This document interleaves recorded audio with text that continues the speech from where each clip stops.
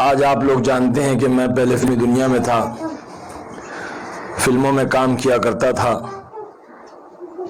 لوگوں نے میری بہت ساری فلمیں دیکھی ہیں۔ اللہ نے ایسی مجلس میں بیٹھنے کی برکت سے ہی میری زندگی کو بدلا، اور بلکہ میری نہیں، سب سے پہلے اللہ نے میری گھر والی کی زندگی کو بدلا۔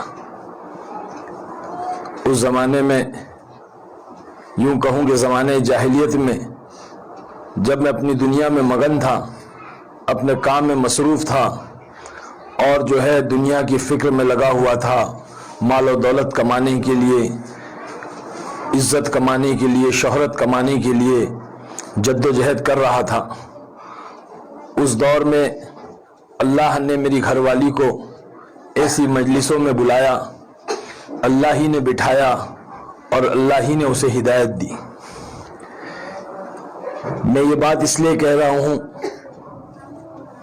کہ یہ بات سننے کے بعد ہماری ماں بہنوں کو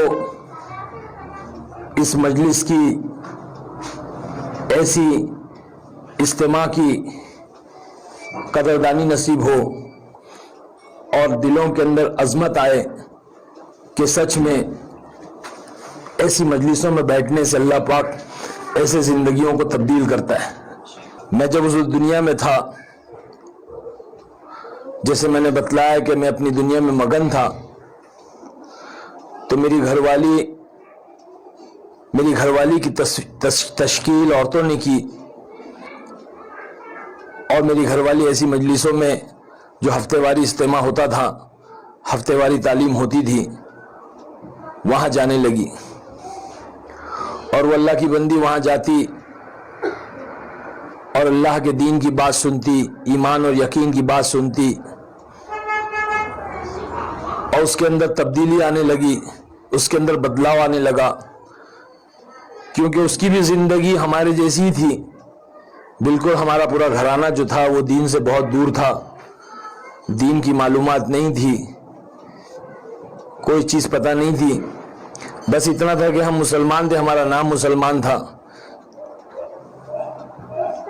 تو جب ہماری گھر والی ایسی مجلسوں میں جانے لگی اور جا کر کے اس نے دین کی بات سنی، اس کے اندر تبدیلی آئی، تو اس نے مجھے دعوت دی۔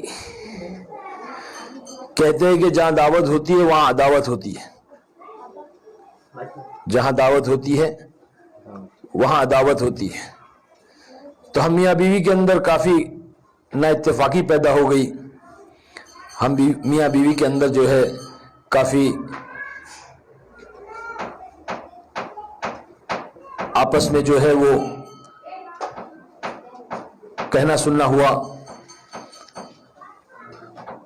اس نے مجھے دین کی دعوت دی، دین کی طرف بلایا، میں نے انکار کیا، میں نے کہا کہ یہ جو میری زندگی الگ ہے، میری دنیا الگ ہے، میرا کاروبار الگ ہے، میرا کام الگ ہے، یہ سب چیزیں میرے لیے نہیں ہیں۔ لیکن وہ اللہ کی بندی اللہ سے مانگتی، تہجد میں اٹھ کر کے روتی، نمازیں پڑھتی، دعائیں کرتی، برقع پہنتی، اور وہ اس کا الگ ہی طریقہ ہو گیا۔ خیر، اسی طرح زندگی چل رہی تھی۔ پھر اس کے بعد میں یوں ہوا کہ ہمارے بڑے بھائی، یوسف خان نام ہے ان کا، وہ بینک میں کام کیا کرتے تھے۔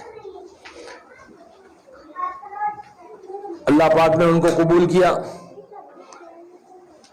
وہ 40 دن اللہ کے راستے میں گئے۔ 40 دن لگا کر آنے کے بعد میں ان کا چہرہ، مہرہ، لباس سب کچھ بدل گیا۔ سنت طریقے کے مطابق انہوں نے زندگی شروع کر دی، داڑھی رکھ لی، کرتا پیجامہ پہننے لگے، اور اسی حال میں وہ اپنے کام پہ بھی جایا کرتے تھے۔ انہوں نے بھی مجھے دعوت دینی شروع کی، تو ایک طرف سے بیوی، ایک طرف سے بھائی، تو بڑی زندگی پریشان ہو گئی کہ کیا معاملہ ہے یار، یہ کیا چکر ہے۔ خیر، لیکن تبلیغ والوں سے بہت زیادہ غصہ آ گیا تھا کہ تبلیغ والے جو ہے ہمارے گھروں کے اندر جھگڑے لڑا دیے،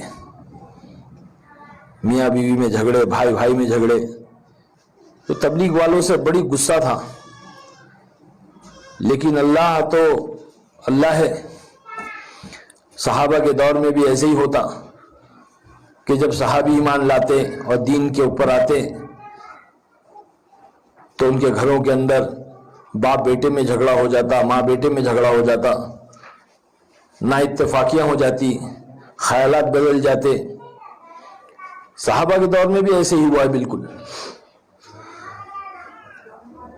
لیکن ہمارے بھائی نے بڑی فکر کی، تو اس وقت میں ایک جماعت آئی تھی، اس جماعت کے اندر جو امیر صاحب تھے وہ اللہ والے آدمی تھے، بزرگ، سفید داڑھی تھی اور سفید لباس پہنے ہوئے تھے، اور کیونکہ سفر میں لباس جو ہے میلا کچیلا ہو جاتا ہے، تو ہمارے بھائی نے ان سے کہا کہ امیر صاحب ہمارے بھائی فلموں میں کام کیا کرتے ہیں اور وہ جو ہے جماعت والوں سے بڑا ناراض ہے، جماعت والوں سے بہت غصہ ہے، وہ بات نہیں کرتے، جماعت والوں سے ملاقات نہیں کرتے، تو کیسے ملاقات کی جائے؟ تو امیر صاحب نے کہا کہ میں ان سے جو ہے وہ تنہائی میں اکیلے میں ملوں گا، جماعت کی شکل میں نہیں ملوں گا، آپ مجھے اتنا بتائیں کہ جو ہے وہ کب جاتے ہیں شوٹنگ پر؟ تو ہمارے بھائی نے کہا کہ وہ صبح میں تقریباً 7 بجے، 6:30 7 بجے جاتے ہیں۔ تو فجر کی نماز کے بعد امیر صاحب جو ہے وہ بڑے اللہ والے آدمی تھے، وہ آ کر کے میری گاڑی کے پاس کھڑے ہو گئے، گاڑی کے پاس کھڑے ہو گئے۔ اب میں پہنچا جب صبح اپنی گاڑی کے پاس، تو میں نے دیکھا کہ ایک بزرگ آدمی سفید داڑھی میں، میلے کچیلے کپڑے ہیں، کھڑا ہوا ہے۔ جاتے ہی انہوں نے مجھے سلام کیا، میں نے سلام کا جواب دیا۔ میں نے سوچا کہ شاید یہ کوئی ساحل ہوگا، کوئی پیسے کی ضرورت ہوگی، تو میں نے اپنی جیب میں ہاتھ ڈالا پیسے نکالنے کے لیے، تو کہنے لگے نا مجھے پیسے نہیں چاہیے، میں ایک سوال کرنا چاہتا ہوں۔ تو میں نے کہا کہ ٹھیک ہے پوچھے کیا بات ہے؟ تو کہنے لگے کہ یہ بتاؤ کہ مرنا ہے کہ نہیں مرنا ہے؟ مجھے بڑا غصہ آیا، میں نے بولا یہ کون بوڑھا جو صبح صبح مرنے کی بات کر رہا ہے؟ کیونکہ ہماری اس دنیا کے اندر کہیں موت کا تذکرہ نہیں تھا، موت کی بات نہیں تھی، وہاں تو زندگی تھی، اور جہاں موت آدمی بھول جاتا ہے وہیں پر آدمی سرکش ہو جاتا ہے۔ اسی لیے حضور پاک صلی اللہ علیہ وسلم نے فرمایا کہ روزانہ اپنی موت کو یاد کرو، بلکہ دعا بتلائی، اللہم بارک لی فی الموت و فیما بعد الموت۔ روزانہ 25 مرتبہ جو اس دعا کو پڑھے گا اور اس دن اس کا انتقال ہو گیا تو فرماتے ہیں حدیثوں میں آتا ہے کہ اس کو جو اللہ پاک شہادت کی موت دے گا، شہیدوں میں اس کا شمار ہوگا، اور جو اللہ پاک اس کا بڑا مرتبہ مقام دے گا۔ تو وہاں پر تو موت کا تذکرہ ہی نہیں تھا، دنیا ہی دنیا تھی۔ تو مجھے بڑا غصہ آیا کہ یار یہ کون بوڑھا جو ہے صبح صبح منوسیت موت کی بات کر رہا ہے؟ تو میں نے غصے میں کہا ہاں مرنا ہے، پہلے آپ کو مرنا ہے، بعد میں مجھے مرنا ہے۔ تو امیر صاحب مسکرانے لگے، کہا کہ ہاں بالکل صحیح ہے، پہلے مجھے مرنا ہے بعد میں آپ کو مرنا ہے۔ اچھا یہ بتاؤ کہ قبر میں گاڑی جائے گی کہ داڑھی جائے گی؟ قبر میں گاڑی جائے گی داڑھی؟ اور غصہ آیا، میں نے کہا چچا آپ کیا بات کر رہے ہو، قبر میں گاڑی کیسے جائے گی؟ قبر میں تو داڑھی جائے گی۔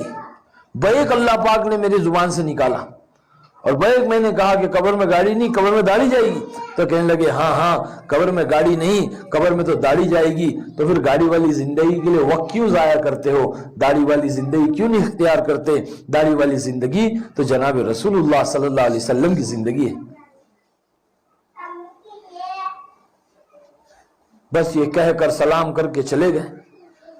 میں کھڑا رہ کر کے دیکھتا رہا کہ یہ کون بندہ ہے، اور اللہ والے تھے، اللہ والوں کی زبان سے جو بات نکلتی ہے وہ بڑی طاقتور ہوتی ہے۔ وہ کہتے ہیں نا دل سے نکلے جو اثر رکھتی ہے، پر نہیں طاقت پرواز مگر رکھتی ہے۔ کہ وہ اللہ والی کی بات وہ جا کر کے دل میں اس طرح لگی کہ ایک چوٹ سی لگی دل میں، اور بار بار وہی دماغ میں بات گھوم رہی ہے کہ گاڑی جائے گی کہ داڑھی جائے گی، گاڑی جائے گی کہ داڑھی جائے گی۔ بس پھر میں نے وہاں سے اپنی گاڑی سٹارٹ کی اور میں نکلا، لیکن میرے دماغ میں وہی بات گھوم رہی تھی۔ اس کے بعد میں دل کافی نرم ہوا.